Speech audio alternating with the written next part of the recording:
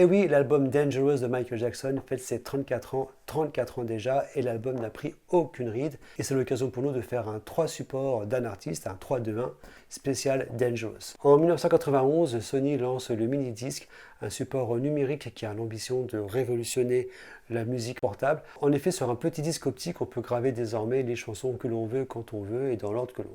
Bien entendu, Sony diffuse plusieurs albums sous le format mini-disque comme Dangerous, mais aussi des compilations comme celle-ci, des samplers qui regroupent le meilleur des artistes de Sony. Ça va de Bruce Springsteen à Mariah Carey, en passant par le groupe R.E.M. et bien entendu Michael Jackson avec la chanson Black or White.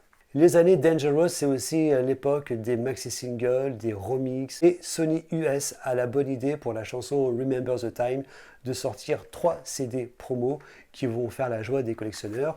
Donc il y a celui-ci par exemple, il y a aussi celui-là, et il y a aussi un peu plus simple, celui-ci avec la pochette. Mais aussi en Europe, la version commerciale de Remember the Time inclut la chanson Come Together, la reprise des Beatles que Michael chante à la fin du film Moonwalker, qu'on retrouve ici dans sa version longue, car en effet, même si la chanson apparaît sur History, il s'agit d'un mix plus court. Difficile d'évoquer Dangerous sans parler du message humanitaire et universel de Heal the World. Et il faut savoir qu'en France, cette chanson a été adaptée dans notre langue avec ce titre de United Planet, Change le monde, une version interprétée par la chorale des enfants de Bondy et qui a été approuvée par Michael Jackson. Donc ça démontre bien que le roi de la pop était ouvert à toute adaptation de ses chansons dans une autre langue. C'est sorti en 93 chez Philips, c'est pas très difficile à trouver et c'est assez sympa à écouter, ça n'a pas été un énorme succès, mais ça a le mérite d'exister. Voilà pour ce 3-2-1 spécial Dangerous. Alors vous, quelle est votre chanson préférée de cet album?